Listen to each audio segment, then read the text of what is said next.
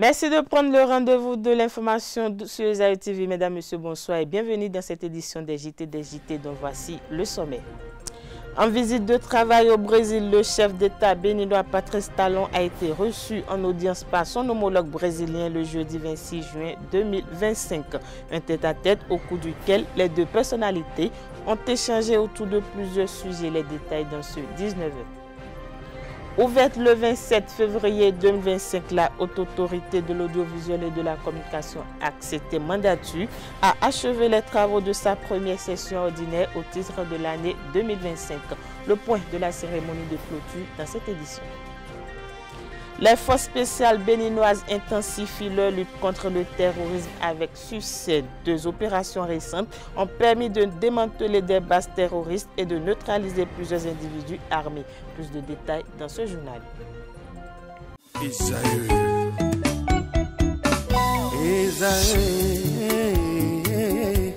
Vous recherchez une école de référence pour une double formation universitaire et professionnelle de qualité? Voici l'opportunité à ne pas rater. L'École supérieure d'administration, d'économie, de journalisme et des métiers de l'audiovisuel ESAE vous offre des programmes d'enseignement en licence et en master orientés vers l'emploi qui font d'elle une référence à travers les filières de l'administration générale et territoriale, l'administration du travail et de la sécurité sociale, droit, diplomatie et relations internationales, administration hospitalière, universitaire et intendance, journalisme et métiers de l'audiovisuel et toutes les filières des sciences de gestion. Une seule adresse, www.esae.bj. Rendez-vous dès maintenant sur nos campus ESAE Bedromende au numéro 90 93 65 21 ou au numéro 98 98 14 00. Paracourt sur le numéro 52 46 12 12. Aboumé-Calavi au numéro 52 88 44 44. Akpata au numéro 52 88 33 33. ESAE, l'excellence a un nom.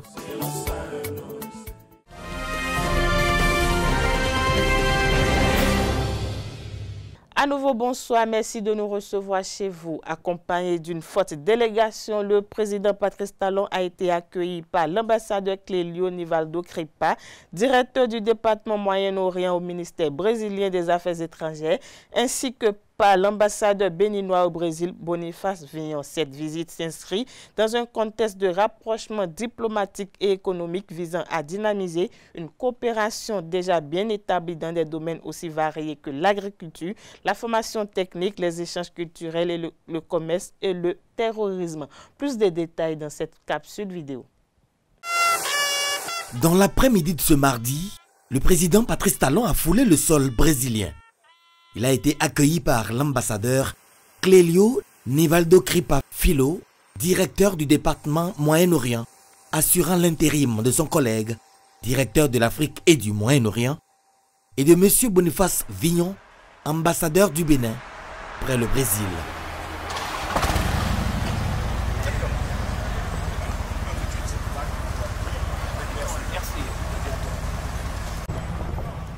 Après un déjeuner offert en son honneur par le chef de la diplomatie brésilienne, Mauro Vieira, le président Patrice Talon est reçu au palais de Planalto.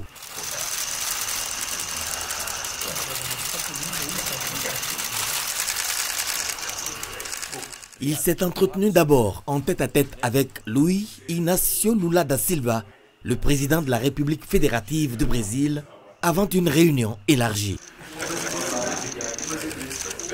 Trois autres rencontres sont prévues à l'agenda du chef de l'État. D'abord une séance de travail avec M. Ricardo Alvarez Alban, président de la Confédération nationale de l'industrie, Senaï, suivie d'une réunion avec M. Marcelo Freixo, président de l'Embratur. Enfin, une séance avec Mme Silva Maria Fonseca Silveira Masroura, présidente d'Embrapa, va clôturer cette visite de travail du président Patrice Talon en terre brésilienne. Je l'annonçais à l'entame de cette édition, plusieurs terroristes ont été tués les 24 et 28 juin 2025 dans une double offensive menée par les forces de défense et de sécurité dans le nord du Bénin. Selon un membre des services de communication de la présidence, la première offensive a eu lieu le mardi 24 juin 2025 dans le département de la Liborie à l'extrême nord du pays. L'opération a consisté au démantèlement d'une base dédiée aux terroristes. À l'arrivée, les hommes en uniforme ont neutralisé 6 terroristes et saisi des armes. Menée le samedi 28 juin 2025, la seconde offensive des éléments commando des forces de défense et de sécurité a ciblé une base terroriste en cours d'établissement dans la zone frontière. Elle a permis de mettre fin à la vie de plusieurs terroristes. Pas de décès dans le rang des forces de sécurité à l'issue des opérations. Ces offensives interviennent quelques mois après une double attaque menée simultanément par des hommes armés non identifiés dans la zone dite Pointe Triple au nord du pays contre l'armée béninoise. Un accident mortel s'est produit dans la nuit du vendredi 27 juin au carrefour Ita dans la commune d'Abomey-Calavi. Un conteneur de 40 pieds mal arrimé sur un camion s'est renversé sur des passagers de la route, faisant un mort et 4 blessés graves. Une équipe de la rédaction de ESAI TV était sur les lieux pour le constat. Un mort et plusieurs blessés. Tel est le bilan du grave accident de circulation survenu dans la soirée de ce vendredi 27 juin 2025 sur l'axe Calavi-Cotonou, plus précisément au carrefour Ita. Une scène dramatique qui résulte d'une mauvaise manœuvre d'un camion chargé de sacs de maïs.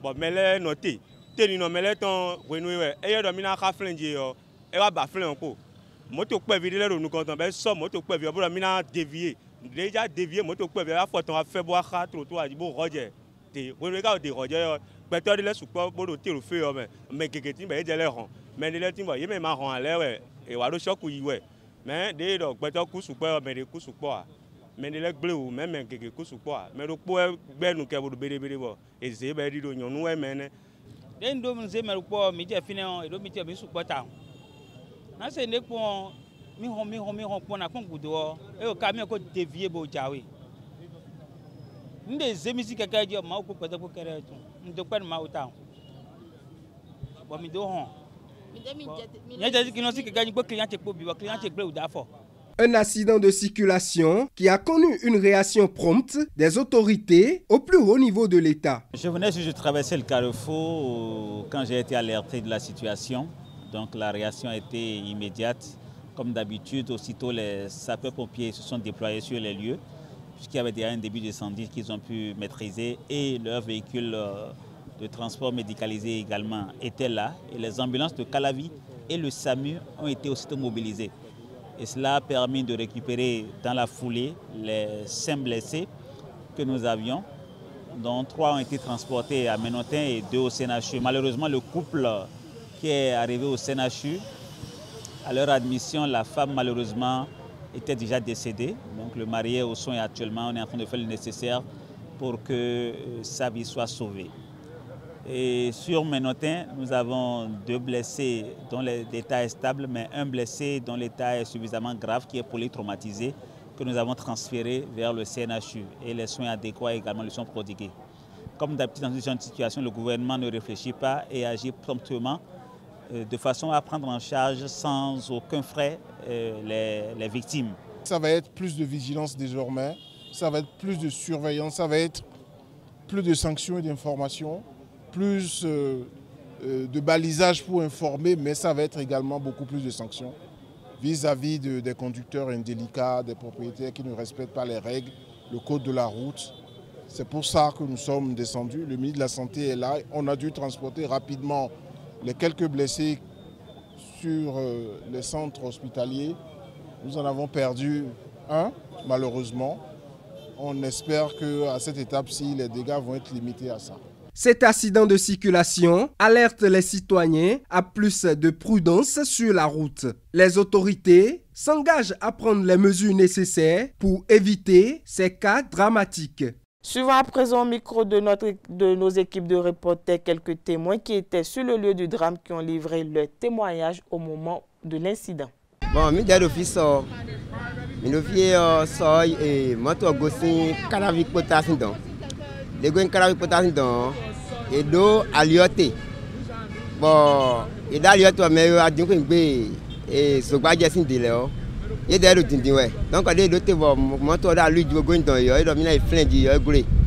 Bon, et ka trottoir aji wa jai et mu jai e son keke kekeji donc mi de disno mi l'office mi dodo peto na kudumado no gro keke ulizo keke do po ulizo no gro so e wa kochi e ka de lebi yo me do po ge we kude be me do po e ku nyonu do po e ka ku do fia e so kan yi toto kwe wa e ku don ben fi nyonu fi do po e va ce soir nous passé ce soir il ofio camion gossi calabzi do mais feu ko taw mele ko démarrer e mele ko démarrer yo e ko indone wo kan wo so podin wa dévier ko e do agbade be go camion itan quoi bo yanko mais do kele o do kele ji mais le gle utan lu frère e men de mo gle wu o sa pon pile wa de ou bois de mele san li ji bo et on compte de tout ça puis le bien place accident mon quand on le beau dire au fi moto e gosi clavicin alimanji wa we gbe chan Cotonou de je fi e ba flan ko bo to roje mele ji me ti kuro te me ce que sur quelqu'un le règle town mais le pot de mais e wa mo town mais ne wa kuro to do ko me ti kuro te me quoi mais de quoi quelqu'un kere gbe quelqu'un le e son quelqu'un kekeji mais beto de quoi ene gudo de wa de agbade o wa be wa be do moto me wa so ye gbese na de e o so po no de do file yo ye do nu teme e dele we jabasho e wa jabasho sin wa e wa ponu ogro yo beto de ka ku ofin ya kekele gbere e ne bo video po e ye wa e gbere uta me wa so kan ye yo e ye ku to we e ngbona e gbese na po no le yi ma kekele awa gbe polo le wa on ça pompier le wa pour le soleil sur wa supporter on et quand ambulance boy et 6 morts wa de agbade aussi moto ça peut le wa de agbade budgeté wa fli moto e ga fli moto mais sur moto gole ya e men ne mo gole utan e be de to ko e mo kunja bon jene. Le mardi 24 juin 2025, le président de l'Assemblée nationale, Louis Gbéonnou-Vlavonou, a reçu une délégation de l'Institut national des études démocratiques et législatives venue du Nigeria dans le cadre de la mise en œuvre du partenariat stratégique entre le dit institut et l'Institut parlementaire du Bénin. Au menu des discussions, le renforcement des relations interparlementaires et la coopération régionale en matière de gouvernance démocratique. Le compte rendu de la séance avec nos confrères de la télévision Hémicycle. Une visite de découverte et de coopération interparlementaire au cabinet du président de l'Assemblée nationale dans la soirée de ce 24 juin 2025. Autour du président Louis Gbéonnou-Vlavonou, une délégation de l'Institut national des études démocratiques et législatives venue du Nigeria. Une occasion d'échanger les expériences entre institutions sœurs, notamment en matière de formation législative, de recherche parlementaire et de bonnes pratiques démocratiques. And we are here on a courtesy call. Nous avons rencontré le président de l'Assemblée nationale pour discuter de la coopération Bénin-Nigeria dans le contexte de la coopération qui a eu lieu entre nous en novembre dernier au Nigeria à Abuja et ça a été signé. Aujourd'hui, nous sommes là juste pour concrétiser cette coopération par des référendums que nous avons eu à faire ce matin et nous avons travaillé sur le plan de renforcement des capacités dans le domaine éducatif, dans le domaine de renforcement de la législation pour le bien-être de la population. Nous avons pas mal de projets ensemble que nous avons pu étudier ce matin et c'est dans ce contexte que nous sommes là pour pouvoir faire le point au président de l'Assemblée nationale. Le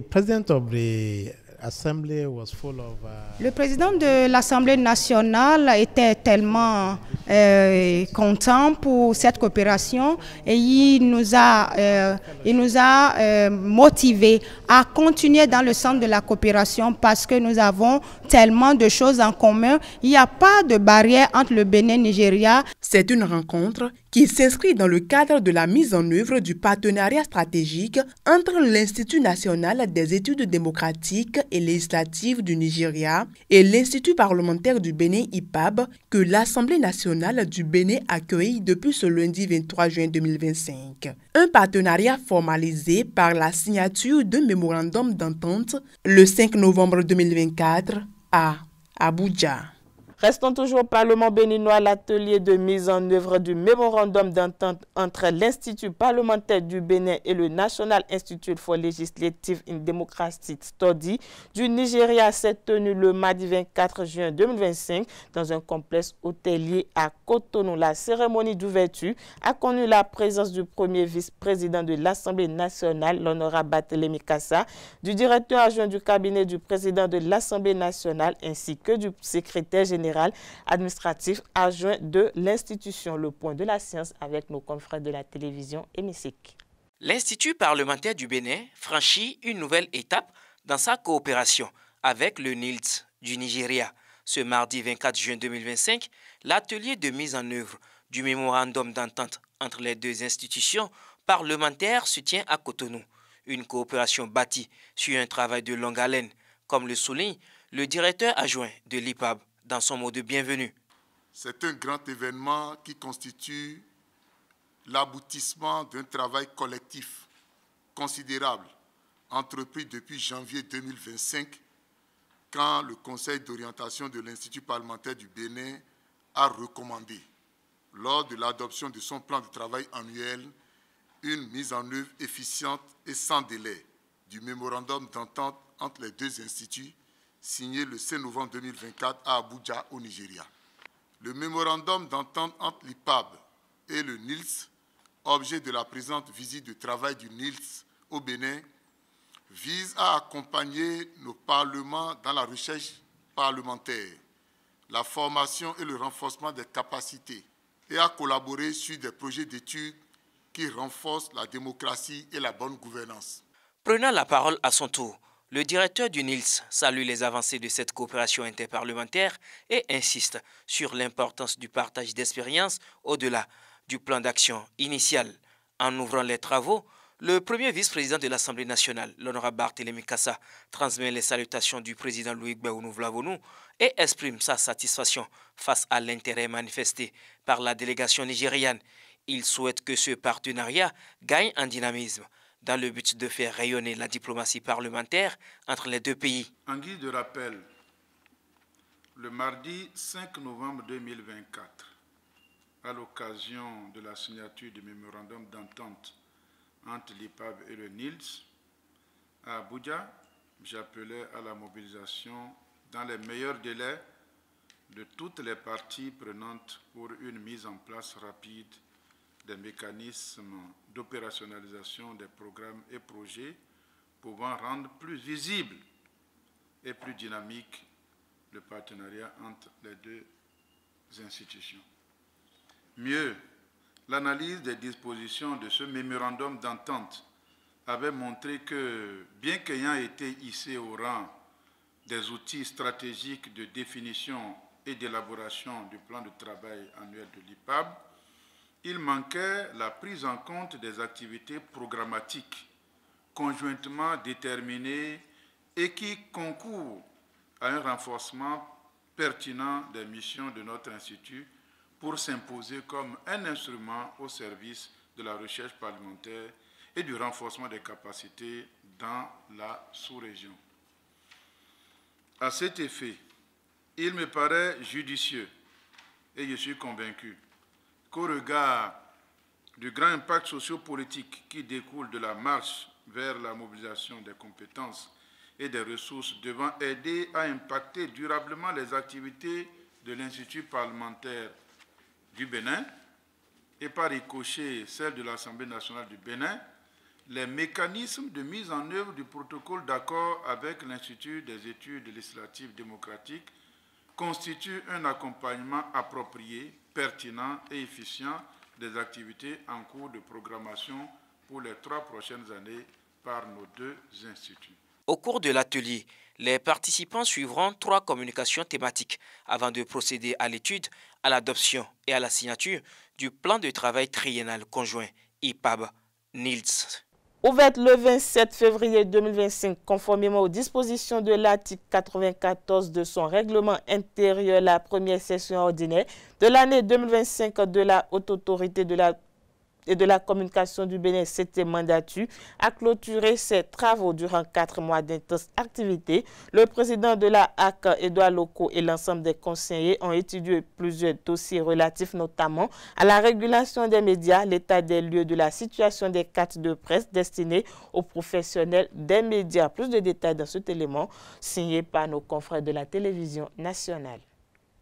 Au cours de cette session, nous allons donner la possibilité. Jeudi 27 février, jeudi 26 juin. C'est la fin de notre première session à nous. 4 mois où le laboratoire de l'instance de régulation de la presse béninoise a examiné, pensé et cautérisé les plaies des médias avec les plaintes, complaintes, saisies et autosaisies relatives aux mots qui minent la corporation et la profession. Les premiers et deuxièmes rapporteurs de la HAC exposent les diagnostics, statistiques et pronostics de ce quadrimestre. Au total, 52 rapports ont été examinés et adoptés et 19 décisions prises. Et pour anticiper les actes préparatoires à la gestion des campagnes médiatiques des élections générales de 2026, la HAC a constitué un comité ad hoc. Ainsi, le rapport général des travaux de la commission temporaire chargé de réfléchir aux actions à mener par la HAC dans le cadre des élections générales 2026 a été examiné et adopté, de même qu'un projet de chronogramme des activités de l'institution dans le cadre des élections couplées communales et législatives de janvier 2026. La plaie de l'aide à la presse auscultée n'est pas occultée. L'aide de l'État est dans la loi. Le président me dit, vous l'aide pour faire quoi? Désormais, sachez que peut arrivera des années où pour les 300 millions, nous pouvons même aller à 500 millions. Je vous annonce que l'aide est de retour. Mais cette fois-ci, ce sera essentiellement pour remettre à neuf notre patrimoine commun. Le scanner est ainsi fait par le président de la HAC, la haute autorité de l'audiovisuel et de la communication, 7e mandature. La 5e réunion technique des secrétaires généraux des grandes chancelleries francophones a démarré le mardi 25 juin 2025 à Cotonou. Les délégations de 11 pays ont pris part à cette rencontre ouverte par la vice-présidente de la République du Bénin et grande chancelière des ordres nationaux du Bénin, Mariam Chabi-Talata, épouse Zimé. Le compte rendu de la science avec nos confrères de Canal 3 Bénin. L'adoption d'une plaque symbolique de passation de charges entre présidents, l'harmonisation des pratiques de récompense des grandes chancelleries francophones, la décoration des artisans de paix dans les États respectifs et la création d'une association des décorés des ordres nationaux.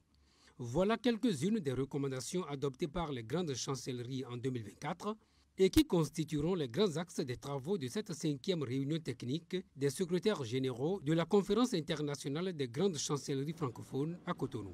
La présente réunion constitue donc un creuset d'échanges techniques, mais aussi d'analyse stratégique. Elle vous offre l'occasion d'examiner ensemble la mise en œuvre des résolutions communes, de partager les bonnes pratiques observées par-ci et par-là, d'identifier les défis communs à relever et surtout de penser le futur à envisager, construire ensemble. Cette 5e réunion technique des secrétaires généraux de la Conférence internationale des grandes chancelleries francophones s'inscrit dans la continuité de ce qui a commencé il y a exactement 1 an, alors que le Bénin accueillait ici même à Cotonou la 11e Conférence internationale des grandes chancelleries francophones. Ces secrétaires généraux auront donc, au cours de la présente réunion, l'occasion de mener en leur sein une réflexion collective, approfondie et prospective sur la mise en œuvre des recommandations en question. Ce qui aura pour incidence le renforcement du statut de grande chancellerie en tant qu'institution de promotion des valeurs sociales et l'amélioration de leur visibilité. La présidente de la Haute Cour de justice, professeure Dandignamou, a reçu en audience le lundi 23 juin 2025 l'ambassadrice du Royaume de Belgique près le Bénin, Sandrine Plateau. Cette rencontre à la fois protocolaire et stratégique, marque une nouvelle étape dans le renforcement des relations judiciaires entre les deux pays. Au cours des échanges, les perspectives de collaboration juridictionnelle ont occupé une place centrale. Plus de détails dans cet élément signé Canal 3 Bénin. C'était une rencontre de courtoisie parce que nous n'avions pas encore eu l'occasion de nous rencontrer et j'avais vu que la présidente s'était rendue en Belgique en mission d'études auprès de nos hautes juridictions. Et voilà, donc c'était l'occasion de pouvoir en apprendre plus sur cette mission, sur ses objectifs, sur le suivi qui était indiqué d'y apporter. Et ça nous a permis de faire le tour d'horizon au niveau des objectifs, au niveau de la Haute Cour de justice, de mieux comprendre le rôle de cette importante institution dans le paysage institutionnel béninois et du rôle potentiellement très important qu'elle peut jouer dans le cours des choses ici. Sa volonté de réformer l'institution, je dirais, une institution qui existe déjà depuis de nombreuses années, mais qu'elle a à cœur de vouloir moderniser, de pouvoir rapprocher des citoyens de leurs préoccupations, de pouvoir répondre à leurs doléances en renvoyant, le cas échéant, leur plaidoyer vers les juridictions ou les institutions concernées, que ce soit l'Assemblée nationale par exemple, qui a vraiment un important rôle à jouer à cet égard. Donc voilà, de cette volonté de modernisation et de proximité par rapport aux doléances ou aux questions des citoyens. Je pense que maintenant il y a une réflexion plutôt à l'interne ici au niveau de la Haute Cour de justice et l'idée c'est peut-être de relancer ces échanges avec les cours de Belgique à l'avenir, mais a priori pas avant encore quelques mois. Donc voilà, nous serons évidemment ravis de pouvoir les accompagner à cet égard si ça devait se préciser. Cette édition se poursuit. La tournée nationale du président du Conseil économique et social entreprise depuis le 2 juin se poursuit. Le département de la Liborie a reçu Conrad Baguidi et sa délégation objectif. Lancer la première session extraordinaire du CES département de la Liborie et même message. Expliquer aux populations les tenants et aboutissants de la loi portant cadre de la chefferie traditionnelle au Bénin. Le compte rendu de la séance avec Canal 3 Bénin. Le département de la Liborie est la 11e étape de la tournée nationale entreprise par le président du CES au lendemain du séminaire tripartite gouvernement, Assemblée nationale et Conseil économique et social initié par le chef de l'État. Le Conseil économique et social n'est pas venu ici pour observer. Nous sommes là pour agir avec vous. Notre séminaire tripartite récent, que le coordonnateur vient de rappeler, l'a si bien dit, haut et fort. Le temps des bureaux est passé. L'heure est à l'écoute. L'heure est à l'action. Conrad Baguidi fixe donc le cap au moment de lancer les travaux de la première session extraordinaire du Conseil économique et social départemental de la Liborie. Une session consacrée à l'explication du décret sur la sauvegarde des aires culturelles et de la loi portant cadre juridique de la chefferie traditionnelle en République du Bénin. Une nouvelle loi de la République qui est conçue pour être plus fort, pour protéger nos racines, pour recréer nos racines, pour faire en sorte que l'étranger, quand il vient à Cotonou, il pense à la Liborie. Parce que dans la Liborie, il y a des valeurs fortes de notre culture, de nos traditions. Le décret sur la sauvegarde des aires culturelles est un décret essentiel qui dit que vous, dans les territoires, chefs traditionnels, notables, nos sages, vous devenez les gardiens des us et coutumes. C'est cela dont nous allons parler ce matin à l'ouverture de la première session extraordinaire du Conseil économique et social du département de la Liborie. Je veux compter sur vous pour que réussissent les travaux. Les participants auront par ailleurs l'occasion de prendre connaissance du programme indicatif des sessions départementales de l'année 2025 et de s'approprier les tests législatifs et réglementaires encadrant le fonctionnement du Conseil économique et social. En visite à Parakou, Paulin Aponan, ex-ministre de l'Énergie, des l'eau et des mines, a exprimé sa profonde consternation face à l'absence persistante d'eau potable et d'électricité, malgré des investissements massifs initiés depuis 2016.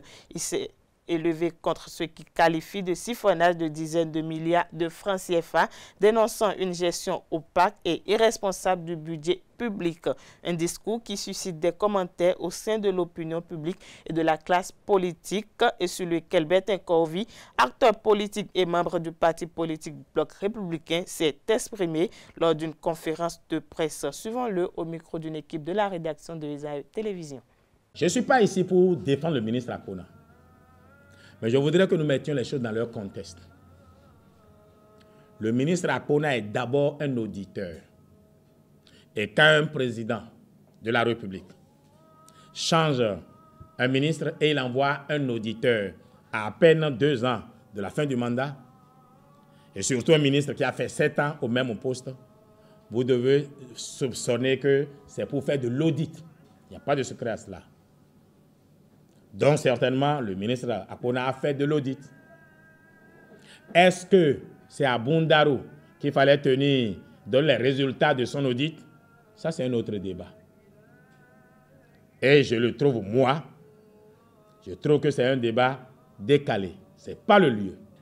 Parce que le chant qui n'est pas doux ne s'entonne pas dans la maison de la belle-mère. Ce n'est pas là qu'il aurait fallu tenir un tel propos, même s'il peut avoir raison. Moi, je voudrais que vous reteniez ceci, que le ministre Akpona qui parlait n'était pas le ministre de la République, c'était l'auditeur.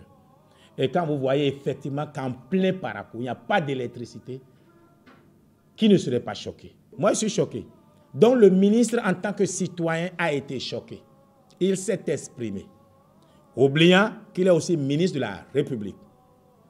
Donc ceux qui jugent le ministre d'avoir dit ça, vous voulez qu'il dise ça où en réalité? Parce que c'est aussi ne pas dénoncer nos tares qui fait qu'on continue les mêmes bêtises.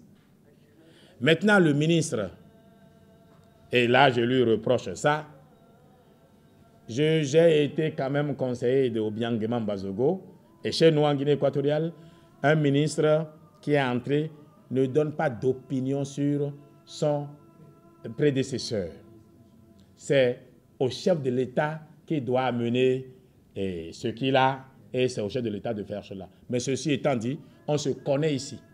Le paysage politique béninois a récemment été secoué par l'annonce de l'adhésion de Dr Raoul Glessougbe à l'Union progressiste Le Renouveau, un événement marquant qui s'est déroulé le samedi 21 juin à Abomey-Calavi. Cette décision du désormais ex-opposant et de ses 4 sympathisants soulève des questions sur l'avenir des démocrates et sur la dynamique politique dans la 23e circonscription électorale. Le compte rendu de la cérémonie d'adhésion avec nos confrères de Canal 3 Bénin. Figure influente de l'opposition et pilier des démocrates dans la 23e circonscription électorale, notamment à Abomey, Raoul Glessougbe est désormais membre de l'Union progressiste Le Renouveau. Dans sa nouvelle famille politique, il y a atterri en compagnie de plus de 450 militants du parti Les Démocrates. Leur adhésion a été officialisée devant une assistance composée de cadres, militants et sympathisants de l'UP Le Renouveau. Oui, j'ai pris la décision, mes camarades et moi, d'adhérer solennellement au parti l'Union progressiste Le Renouveau. Certains m'ont dit, mais pourquoi tu fais ce choix alors que le régime du président Patrice Talon négocie âprement ces derniers mois? À cela, je réponds que mon choix d'adhérer à l'UPR n'est pas un choix opportuniste, mais un choix de raison, un choix de conviction. Je leur réponds aussi et surtout que la fin d'une chose vaut mieux que son commencement.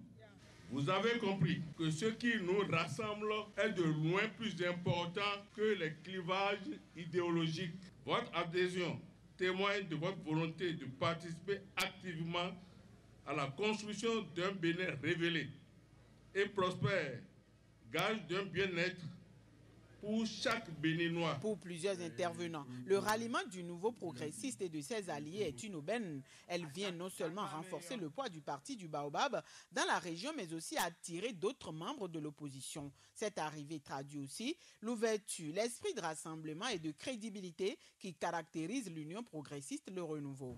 453 militants du parti LD, conduits par le docteur Glessougbe Raoul. Qu'est-ce que cela explique? Ça explique que le Bénin, c'est l'important. Le Bénin est au-dessus de tous les intérêts. Le Bénin est au-dessus de toutes les considérations. Le choix qu'a fait aujourd'hui le docteur Raoul Glessougbe, c'est un choix lucide, un choix mûri, un choix patriotique. Cher Raoul, ton engagement d'hier, ton expérience politique sont désormais des atouts au service du collectif. À travers cette adhésion, l'UP Le Renouveau confirme une fois encore son ancrage sur le terrain. Le choix de Raoul Glessougbe et ses compagnons prouve également l'efficacité de la politique des responsables du parti de le positionner comme l'un des meilleurs sur l'échiquier politique national en vue de relever les défis qui s'imposent.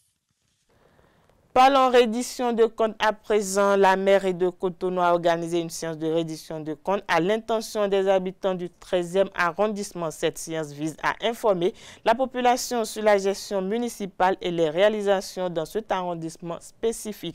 Le compte rendu de la séance avec Canal 3 Bénin. Comme on le dit, à votre décrétant, il n'y pas. C'est comme ça. À cette première séance publique de reddition de comptes, la parole est libre. On vit au quotidien les réalités du terrain. À travers des discussions à bâton rompu, les populations du 13e arrondissement de Cotonou apprécient la gestion du maire Luc Setonji Atrokbo et son équipe au titre des 6 premiers mois de l'année 2025. Un exercice pédagogique pour améliorer la gouvernance locale dans la ville de Cotonou.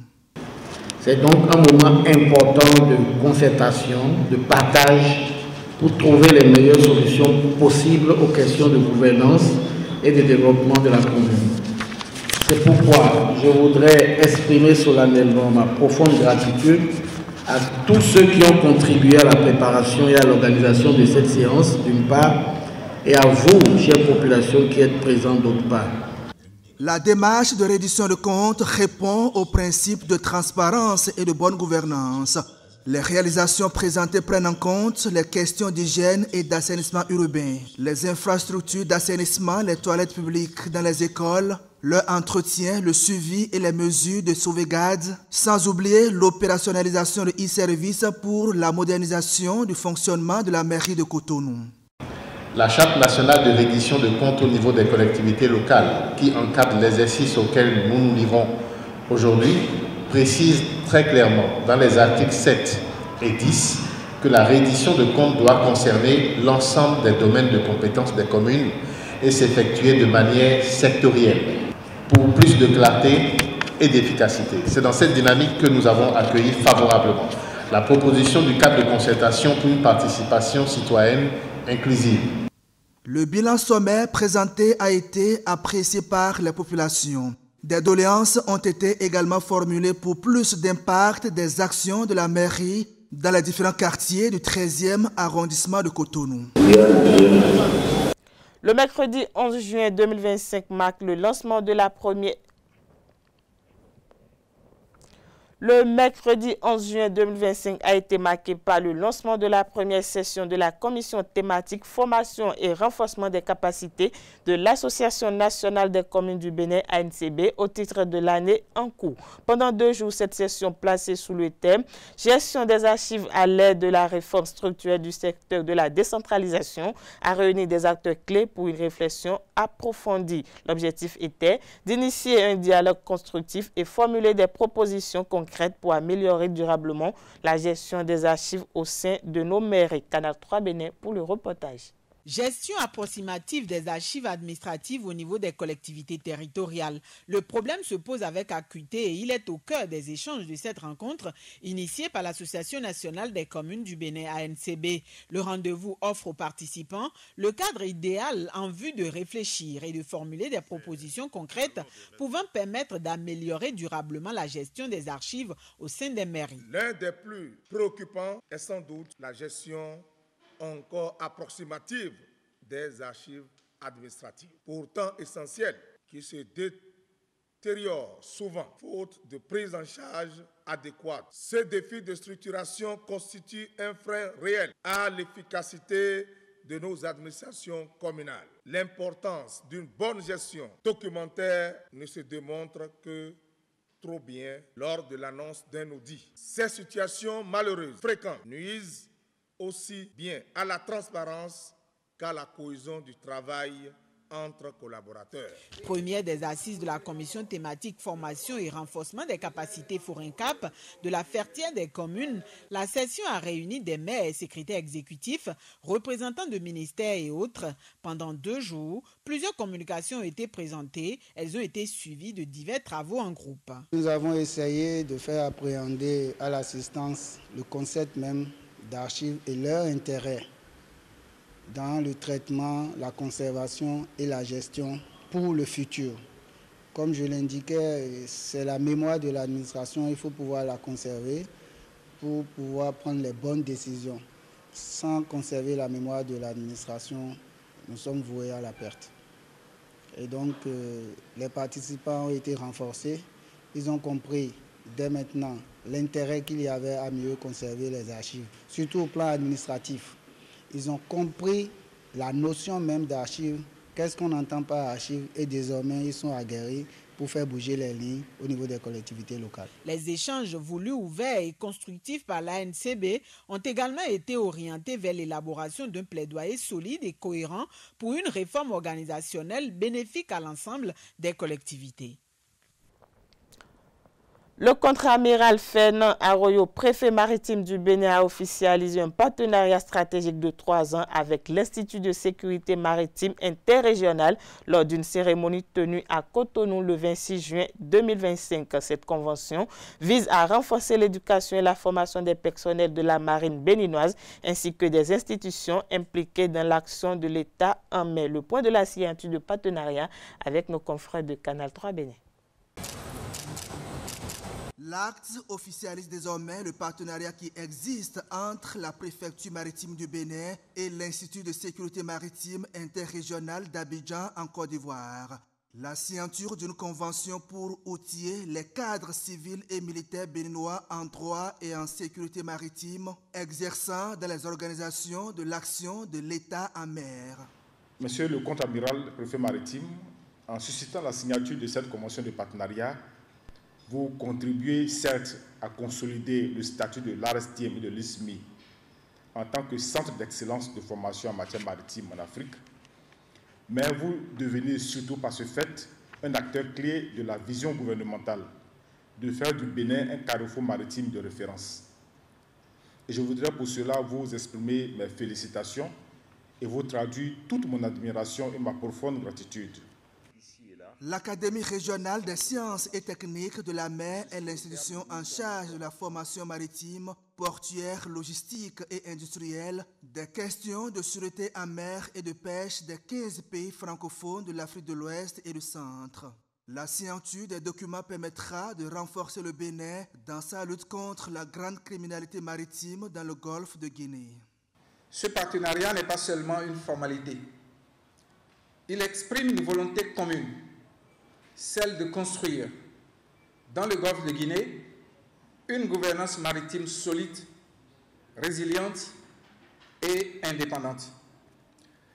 Je voudrais remercier très chaleureusement nos partenaires ivoiriens et bien sûr Enabel à travers le chef des projets Passeport et Proport, ici présent, l'organisateur principal, ainsi que toutes les personnes présentes ici qui croient en cette coopération régionale.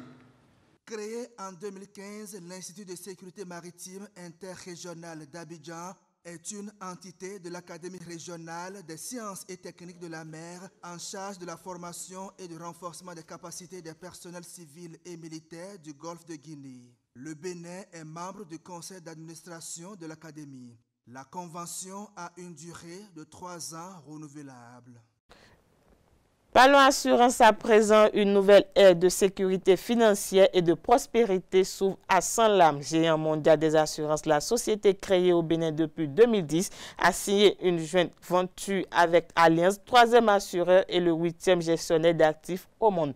Le mariage a donné naissance à Sanlam Allianz. En unissant leurs forces, Sanlam et Allianz entendent devenir une marque plus forte, plus audacieuse et plus proche des clients et des réalités africaines. Plus de détails dans cet élément réalisé par nos confrères de Canal 3 Bénin. Sanlam devient désormais Sanlam Allianz au Bénin. Cette conférence de presse organisée à l'occasion vise à dévoiler le nouveau nom et annoncer une nouvelle ère qui apporte aux générations sécurité financière et prospérité. C'est une étape importante pour le secteur de l'assurance au Bénin. Ce changement de marque n'est pas seulement un changement de nom, c'est le reflet d'une ambition renouvelée, d'une vision partagée et d'un engagement renforcé envers nos clients, nos collaborateurs, ainsi que le marché béninois des assurances. Selon les conférenciers, ce changement est bien plus qu'une décision stratégique. C'est le fruit d'une ambition partagée entre 2 leaders mondiaux de services financiers, Sanlam, le premier assureur panafricain, et Allianz, un groupe mondialement reconnu pour son expertise et sa solidité financière. Les deux marques totalisent plus de 240 années d'existence. En unissant leurs forces, ils donnent naissance à une marque plus forte, plus audacieuse et plus proche des clients et des réalités africaines. Ces deux marques nous permettent de rassurer nos clients qui bénéficieront désormais d'une offre renforcée, innovante et sur mesure, car derrière Sanlam Alliance Bénin, il y a désormais un réseau international, une solidité financière démontrée et une vision à long terme. Sanlam Alliance se positionne comme un acteur majeur, offrant une gamme complète de produits d'assurance innovantes et de qualité.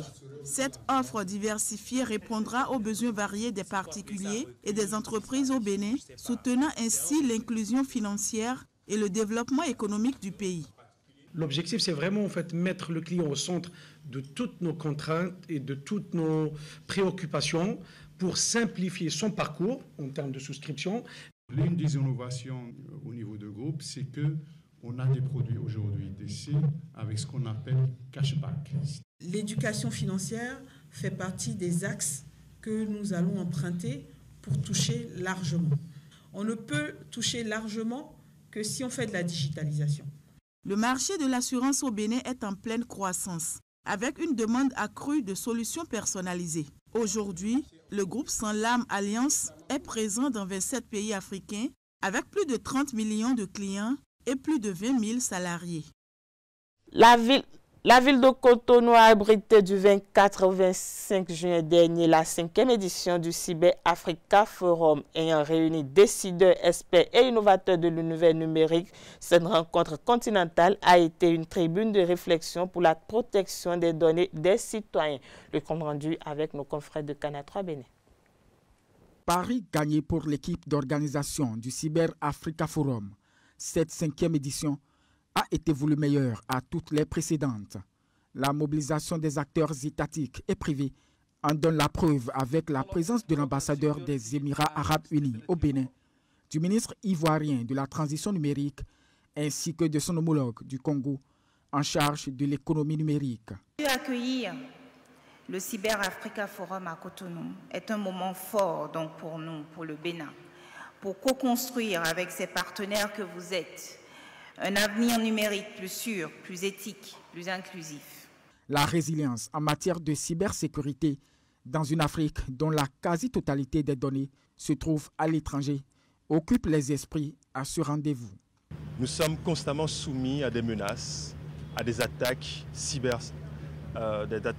cybernétiques et nous devons systématiquement nous organiser, anticiper, former nos équipes pour être en capacité d'affronter en tout cas ces événements auxquels nous faisons face de plus en plus. Il s'agira dans des événements comme ça ou à différents niveaux dans tous les pays de sensibiliser les décideurs pour qu'ils soient conscients de l'importance, n'est-ce pas, de mettre l'accent et les moyens, donc on a dit techniques et financiers, dans l'optique d'obtenir de la résilience quand les projets sont mis en œuvre. La volonté politique du Bénin, suivie de ces investissements remarquables dans le numérique, motive la tenue de cette rencontre continentale de la cybersécurité à Cotonou. Le Bénin, depuis la première édition du Cyber Africa Forum, a toujours participé. Il y avait cette volonté. Ensuite, il fallait qu'on puisse trouver les façons pratiques et logistiques de les mettre en place. Le Bénin est un pays qui, depuis une dizaine d'années, sous le leadership de son Excellence, Monsieur le Président de la République, a pris des mesures importantes pour investir dans le numérique et pour en faire un levier de développement. Et donc, ces mesures, pour nous, allaient dans la vision de ce qu'on essaye humblement de porter. Cette ambition est bien de rallier tous les pays d'Afrique à cette initiative. Restons toujours dans le même registre. La 8e édition du Hacker Lab a débuté le lundi dernier au Bénin. C'est l'un des rendez-vous les plus établis et emblématiques de la cybersécurité en Afrique de l'Ouest, co-organisé par l'Agence des systèmes d'information et du numérique du Bénin et le Cyber Africa Forum. 80 jeunes finalistes d'Afrique se sont affrontés sur des défis cyber en marge du Cyber Africa Forum pour promouvoir un numérique souverain et sécurisé. Plus de détails dans cet élément signé Bénin TV. Plus qu'un simple concours, le Hacker Lab est un accrocheur de talent. Cet incubateur dédié aux créations numériques offre aux jeunes l'opportunité d'explorer les rouages complexes de la cybersécurité, non pas en suivant les règles établies, mais en apprenant à les déconstruire pour appréhender les ressorts et passer à des innovations plus agiles. Les innovations de cette édition sont justement l'accent sur les menaces du moment, en tout cas les opportunités du moment, que sont l'intelligence artificielle et toutes les technologies avancées de virtualisation. Mais aussi la deuxième innovation, c'est l'association avec un événement d'envergure tel que le Cyber Africa Forum. L'événement se positionne aussi comme un espace de rencontre fertile, propice à des aventures enrichissantes, collaboratives et inspirantes. Le but est de résoudre des challenges dans plusieurs catégories. Nous avons déjà la cryptographie, du forensing, de la stégano, du reverse et tout. C'est aussi un défi, je vais le dire ainsi, parce que 48 heures aussi, ça constitue un défi pour nous, pour pouvoir compétir. Le Hacker Lab ne se limite pas à révéler des génies du e-tech, il véhicule des messages, toute une culture des humanités digitales aux jeunes. Dans un monde où l'intelligence artificielle et la cybersécurité redéfinissent les usages et besoins du marché. Nous sommes une entreprise dont l'actionnaire unique est l'État. Nous sommes une entreprise citoyenne et il est important de pouvoir créer un pont entre l'innovation et les priorités stratégiques du pays. Et cette intelligence collective qui est mise à disposition au travers de ces événements est pour nous très important parce qu'il nous permet de révéler les talents et également demain de nous permettre également de les recruter. L'essentiel est là, apprendre, comprendre, se surpasser et surtout compter parmi les bâtisseurs de l'avenir numérique avec audace. Le nouveau directeur général de Fabri-Metal a été officiellement installé dans ses fonctions le 25 juin dernier à l'occasion d'une cérémonie solennelle à Cotonou. À cette occasion, le nouveau patron de la filiale du groupe FMD au Bénin a décliné sa vision et ses ambitions pour repositionner l'entreprise qui se veut leader de la sidérurgie en Afrique de l'Ouest. La télévision nationale pour la cérémonie d'installation. Fabri-Metal Bénin, M. Salim Balbaki. Une nouvelle page s'ouvre pour Fabri-Metal Bénin. L'acteur majeur de la sidérurgie au Bénin accueille un nouveau visage à sa tête, Salim Balbaki, un nom bien connu dans le secteur.